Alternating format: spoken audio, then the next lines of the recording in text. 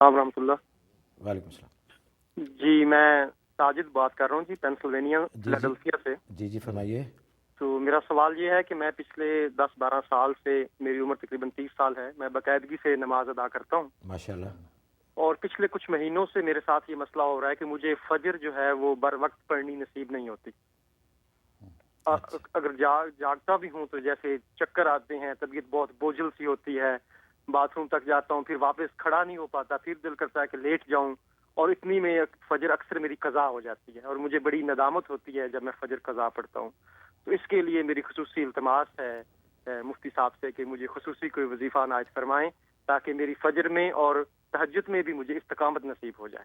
اچھا ساجد صاحب، ایسا نہیں ہے کہ آپ کی آنکھ نہیں کھلتی، آنکھ کھل جاتی ہے لیکن کوئی تساہل یا ایسی سستی طبیعت میں آ جاتی ہے کہ پھر آپ نماز نہیں پڑھ پاتے، ایسا ہی؟ اور بعض اوقات آنکھ بھی نہیں کھلتی، اگر آنکھ کھل بھی جاتی ہے تو طبیعت بہت بوجھل اور جیسے چکر آتے ہیں ایسا محسوس ہوتا ہے۔ اچھا، بہت بہت شکریہ جی حضرت۔ ہاں، تو اس کے لیے ایسا کریں، آپ سونے سے پہلے تسبیح فاطمہ دم کر کے سویا کریں، 33 مرتبہ الحمدللہ، 33 مرتبہ سبحان اللہ، 33 مرتبہ الحمدللہ، اور 34 مرتبہ اللہ اکبر۔ یہ پڑھ کے آپ بدن پہ دم کر کے سویا کریں، اور تھوڑا سا پانی دم کر کے پی لیا کریں، اور دعا کر لیا کریں کہ یا اللہ مجھے فلاں وقت میں میری آنکھ کھل جائے، اور جب آنکھ کھل جائے تو فوراً جو ہے وہ دعا، بیداری کی دعا پڑھ کے اپنے ہاتھوں کو جو آنکھوں پہ مل لیا کریں، تو اس سے آپ کی غنودگی اور جو تکاسل دور ہو جائے گا، تو پھر آپ نماز کی انشاءاللہ توفیق ہو جائے گی۔ اچھا حضرت، ایسا نہیں کہ اگر آپ بالکل سچے دل سے، خلوص نیت سے آپ نیت کریں کہ میں نے صبح اٹھنا ہے اور فجر پڑھنی ہے، اور یہ نیت کر کے سوئیں، اور پھر کسی وجہ سے آپ کی آنکھ نہیں کھلی اور فجر مس ہو گئی، تو اس کا کوئی اجر ملتا ہے؟ کوئی حرج نہیں، وہ تو حدیث میں ہے کہ لا تفریط فی النوم انما التفریط فی الیقظہ، کہ نیند کی حالت میں کوئی کوتاہی نہیں ہے۔ اگر سوتا رہ گیا، گہری نیند میں آنکھ نہیں کھلی تو کوئی کوتاہی کی بات نہیں ہے، لیکن جب کھل جائے فوراً نماز پڑھ لیں۔ کہتا ہے کوتاہی بیداری میں ہوتی ہے، لیکن حضرت تجربہ یہی ہے کہ لیکن یہ کہ اپنی طرف سے پوری کوشش کر کے اہتمام کر کے سوئے، الارم وغیرہ لگا کے تو وہ کر کے سوئے۔ لیکن حضرت تجربہ یہی ہے کہ اگر واقعی سچے دل سے نیت کر کے سوئیں کہ فجر کے لیے اٹھنا ہے تو آنکھ کھل جاتی ہے۔ ظاہر اللہ تعالیٰ مدد کرتے ہیں، بالکل۔ اچھا حضرت، وقت ہوا ہے ایک بریک کا۔ بریک پہ جانے سے پہلے بریک سے آنے کے بعد کچھ ای میلز لیں گے۔ ایک بڑی انٹرسٹنگ ای میل ہے فال کے بارے میں۔ انہوں نے پوچھا ہے کہ جو قرآن سے یا دوسری چیزوں سے فال نکالی جاتی ہے اس کی اسلام میں کیا حقیقت ہے۔ تو ناظرین، بریک پہ جاتے ہیں۔ بریک پہ جانے سے پہلے ایز یوزول میں تہہ دل سے شکر گزار ہوں، ہمارے اسپانسر ہیں UBL click and remit, Pakistan رقم بھیجنے کا آسان، تیز اور محفوظ ترین ذریعہ۔ آپ اپنے گھر کے ماحول میں، گھر کے آرام میں، کمپیوٹر کے بیٹھے آپ پاکستان پیسے بھیج سکتے ہیں۔ آپ کو کہیں جانے کی ضرورت نہیں ہے، کہیں کیش لے جانے کی ضرورت نہیں ہے۔ کمپیوٹر پہ بیٹھے آپ لاگ ان ہوں، ان کی ویب سائٹ پہ جائیں، اور ایک کلک سے آپ پاکستان رقم بھیج سکتے ہیں۔ حاضر ہوتے ہیں ایک چھوٹی سی بریک کے بعد۔ اس پروگرام کو پیش کرنے میں ہمارے ساتھ تعاون کیا ہے UBL کلک اینڈ ریمٹ نے، جو پاکستان رقومات بھیجنے کا آسان، تیز ترین اور محفوظ ذریعہ ہے۔ پیور حلال وائٹامن نے، جو 100% خالص حلال اجزاء پر مشتمل آپ کی صحت کا ضامن ہے، اور ہنی ڈرم نے، جو جلد اور بالوں کے امراض میں خالص شہد اور قدرتی اجزاء پر مشتمل بہترین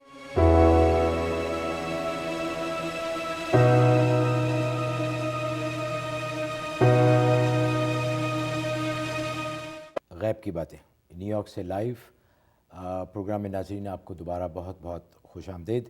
جیسا کہ ہم نے عرض کیا تھا بریک پہ جانے سے پہلے کہ ایک ای میل ہے ہمارے پاس جس میں انہوں نے پوچھا ہے فال کے بارے میں، کہ فال نکالنا قرآن سے یا دوسری چیزوں سے آیا یہ جائز ہے، اور اسلام میں اگر جائز ہے تو اس کی کیا اہمیت ہے؟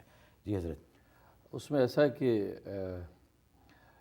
نیک فال لینا یہ حدیث سے ثابت ہے، کسی بھی چیز سے نیک فال لے سکتے ہیں، اور بد فال لینے کی اجازت نہیں ہے۔ باقیہ کو قرآن کریم کو فال کے لیے استعمال کرنا تو یہ قرآن کریم کے ادب کے خلاف ہے، کیونکہ قرآن کریم تو ھدی للمتقین، یہ تو ایک ہدایت کی کتاب ہے، کتاب عمل ہے۔ اب اس کو لوگوں نے بس فال کے لیے استعمال کرنا شروع کر دیا اپنے کام دھندوں کے لیے، تو یہ قرآن کریم کی بے ادبی ہے، تو اس لیے میں اس کو مناسب نہیں سمجھتا۔ ہاں یہ کہ اور مسنون استخارہ موجود ہے، اگر آپ کو استخارہ کرنا ہے سنت طریقے پر، تو اس لیے کہ آج محفوظ طریقہ یہی ہے کہ قرآن اور سنت کے ذریعے سے جو چیزیں آپ کو ملتی ہیں اسی کو آپ اڈاپٹ کریں۔ ادھر ادھر کے طریقوں میں جائیں گے، بھلے اس میں جواز بھی ہو، لیکن یہ کہ انسان حدود سے آہستہ آہستہ تجاوز کر جاتا ہے، تو تو اس سے مسائل پیدا ہوتے ہیں. تو اچھا حضرت آپ نے فرمایا نیک فال اور بد فال. جی ہاں، اس کا مطلب یہ ہے کہ جیسے نبی پاک صلی اللہ علیہ وسلم جب مدینہ طیبہ پہنچے تھے ہجرت کر کے، تو وہاں جب پہنچے تو پہلا شخص جو ملا اس کا نام کا معنی بڑا اچھا تھا. اس کے نام کے معنی میں جو ہے ایک خوش آئند الفاظ تھے، ایک آسانی کا مفہوم تھا. تو وہ سب سے پہلا شخص ملا. تو آپ نے ابو بکر سے کہا کہ یہ پہلا شخص جس کے نام کی یہ معنی ہے، تو اس کا مطلب ہے کہ ہمارا آنا مبارک ہے مدینہ میں. اچھا، یہ مطلب ہے. لیکن اگر خدا نخواستہ کوئی ایسا شخص مل جائے کہ جس کے معنی اچھے نہ ہوں، تو اس کے بد فال لینے کی اجازت نہیں ہے. کہ ہم یہ سوچیں جیسے کہ بعض لوگوں میں جی سامنے سے کالی بلی گزر گئی، اس کا مطلب کام خراب ہو جائے گا، آج کوا کالا بول پڑا اس کا کام خراب، یہ جائز نہیں ہے. اچھا مطلب سپرسٹیشن اسلام میں کوئی نہیں. اس کی اجازت نہیں ہے. لیکن یہ کہ نیک فال آپ لے سکتے ہیں کہ کوئی نیک آدمی سے صبح صبح ملاقات ہو گئی، آپ سوچیں کہ انشاءاللہ خیر ہوگی آج. اچھا حضرت آپ نے بڑی ایک دلچسپ یہ ایک نکتہ ہے اس میں بھی، کسی آئندہ انشاءاللہ پروگرام میں اس کے بارے میں بھی تفصیل سے بات کریں گے کہ نام کی کیا اہمیت ہے. جی جی، آیا اس کا کوئی مقصد ہے کہ لوگوں کے نام ہوتے ہیں، بعض لوگوں کو کہا جاتا ہے کہ نام چینج کر دو، تو اس کی کیا اہمیت ہے؟ تو انشاءاللہ کسی آئندہ پروگرام میں اس کے بارے میں بھی بات کریں گے. شفیقہ ہیں کیلیفورنیا سے. جی السلام علیکم. جی السلام علیکم. سب سے پہلے آپ لوگوں کو میں السلام علیکم ورحمۃ اللہ وبرکاتہ. وعلیکم السلام. اور میں یہ کہنا چاہتی ہوں کہ مفتی صاحب جو ہیں، میں نے پہلی زندگی میں پہلی دفعہ اتنے اچھے مفتی دیکھے ہیں جو اتنے نرم اور اتنی اچھی طرح جواب دیتے ہیں. جی جی میں نے پہلی دفعہ دیکھا ہے کہ جو اتنے اچھی طریقے سے اور نرم انداز میں جواب دیتے ہیں. تو بہت آپ مجھے بہت بہت بہت پسند آئے. جی جی ہماری خوش قسمتی ہے یہ جی صحیح معنی میں. عام طور سے بڑے سخت کسی سے آپ مولانا سے بات کریں تو وہ بہت سخت طریقے سے بات کرتے ہیں. نہیں جی نہیں، یہ تو ماشاءاللہ بالکل محبت اور شفقت والے ہمارے مولانا ہیں. ہاں بہت ہی اچھے ہیں. تو جی آپ کا سوال کیا ہے؟ میرے سوال ایک تو یہ ہے کہ جو آپ وظیفے بتاتے ہیں، جی جی جیسے کہ 40 دن پڑھنا یا 120 دن پڑھنا، اگر کسی وجہ سے ایک آدھ دن کا ناغہ ہو جائے تو کیا ہمیں دوبارہ سے شروع کر دینا چاہیے وظیفہ، یا وہ دن آگے ہم کاؤنٹ کر سکتے ہیں؟ اچھا ایک کوشچن مجھے یہ کہ ایک کوئی ایسی دعا بتائیں جو پڑھائی میں دل لگے اور امتحان میں کامیابی. اور ایک اور ہے، سوری میں ٹائم دے رہی ہوں، وہ یہ کہ میرے میاں جو ہیں بہت اچھے ہیں، میں بھی بہت، ہم دونوں اچھے ہیں، لیکن ہم دونوں کی آپس میں بنتی نہیں. ہم لوگ بہت اچھی طرح رہ رہے ہیں، سب کچھ ہے، لیکن ایک جو بہت زیادہ ایک محبت اور وہ ہونا چاہیے وہ نہیں ہے. میں چاہتی ہوں کہ میرے دل میں بھی ہو، ان کے دل میں بھی ہو. کتنے سال ہو گئے ہیں آپ کی شادی کو؟ ہماری شادی کو 20 سال ہو گئے. 20 سال میں کچھ کمی آ جاتی ہے محبت میں تو آپ زیادہ پریشان نہ ہو. ہاں بس یہ چاہ رہی ہوں کہ کوئی اچھی ہو، حالانکہ دونوں اچھے ہیں، مطلب میاں بھی بہت اچھے اچھا ماشاءاللہ آپ کو اللہ اچھا ہی رکھے. اور آپ جی حضرت. تو جہاں تک جو ہے وہ پہلے سوال کا تعلق ہے، تو اس میں یہ ہے کہ 3 دن یا اس سے زیادہ ناغہ نہیں ہونا چاہیے. اگر ایک آدھ دن کا ناغہ ہو گیا ہے تو اس میں یہ کہ دوسرے عمل آنے سے پہلے آپ پڑھ لیں. مطلب عشاء کے بعد آپ پڑھنے کا معمول ہے تو اگلی عشاء سے پہلے آپ اس وظیفے کی قضا کر لیں. اور اگر چھوٹ ہی کیا ہے تو 3 دن سے زیادہ اگر ناغہ ہو گیا تو پھر آپ کو شروع سے پڑھنا پڑے گا. اچھا یہ. اور دوسرا جو ہے امتحان میں کامیابی کے لیے تو یا علیمو 150 دفعہ اور یا ناصرو 21 دفعہ یہ فجر اور عصر کے بعد پڑھ کے سینے پہ دم کریں اور تھوڑے سے پانی پہ دم کر کے پی لیا کریں. یہ امتحان میں کامیابی کے لیے بہت مجرب ہے. تیسرے کہ آپس میں جو ہم آہنگی نہیں ہوتی اس کے لیے کہ سورۃ جمعہ میں نے بتایا تھا 5 دفعہ سورۃ جمعہ پڑھ کے دونوں میاں بیوی پانی پئیں تو انشاءاللہ یہ 71 ڈیز کر لیں. انشاءاللہ آپس میں ذہنی ہم آہنگی ہو جائے گی. محبت تو ہوتی ہے لیکن بعض دفعہ آپس کی ہم آہنگی میں تھوڑی سی کمی ہوتی ہے تو وہ مس انڈرسٹینڈنگ دور ہو جائیں تو اعتماد بھی بحال ہو جاتا ہے. تو اس لیے یہ عمل کرے، اس سے فائدہ ہوگا. اچھا حضرت اور بھی بہت ساری ای میلز ہیں اسی بارے میں کہ میاں بیوی کی آپس میں بنتی نہیں اور جھگڑے ہوتے رہتے ہیں، لیکن ان کے ساتھ یہ بھی ہے کہ ان کی شادی کو کافی تو سب کے لیے یہی عمل بہت مجرب ہے. کہ اصل میاں بیوی محبت ہوتی ہے لیکن اعتماد کی تھوڑی سی کمی ہوتی ہے، انڈرسٹینڈنگ نہیں ہوتی. اس کے لیے عمل بہت مجرب ہے تو اس سے انڈرسٹینڈنگ بھی ہو جائے گی اور انشاءاللہ فائدہ ہوگا. اچھا حضرت کال لیتے ہیں. محبوب خان ہے نیو یارک سے. جی السلام علیکم. السلام علیکم، محبوب خان بات کر رہا ہوں. جی وعلیکم السلام. میں بالکل مختصر بات کروں گا، مولانا صاحب کو بھی میرا سلام ہو. وعلیکم السلام. جی میں نے 2 عدد خواب دیکھے ہیں، اس کے بارے میں اگر آپ کچھ بتا دیں. جی پہلا خواب میں نے دیکھا تھا کوئی 1 مہینہ پہلے کہ میں جہاز میں سفر کر رہا ہوں، ونڈو والی سیٹ پہ بیٹھا ہوں اور بالکل اکیلا ہوں، میں نے اور کسی اور کو دیکھا نہیں ہے جہاز میں، اور اچانک جہاز جو ہے وہ زمین پہ گر پڑا ہے اور میرے منہ سے نکلا کہ یہ اللہ مارے گئے. اس کے بعد اندھیرا ہو گیا. اور دوسرا خواب میں نے 2 دن پہلے دیکھا ہے کہ میرے مرحوم والد میرے ساتھ ہیں اور ہم کسی گھر میں اپنے گھر کی سیٹنگ کر رہے ہیں, سامان جو ہے وہ ہم رکھ رہے ہیں, ترتیب دے رہے ہیں, اور میرے والد صاحب میرے ساتھ ہیں اور وہ بہت خوش ہیں.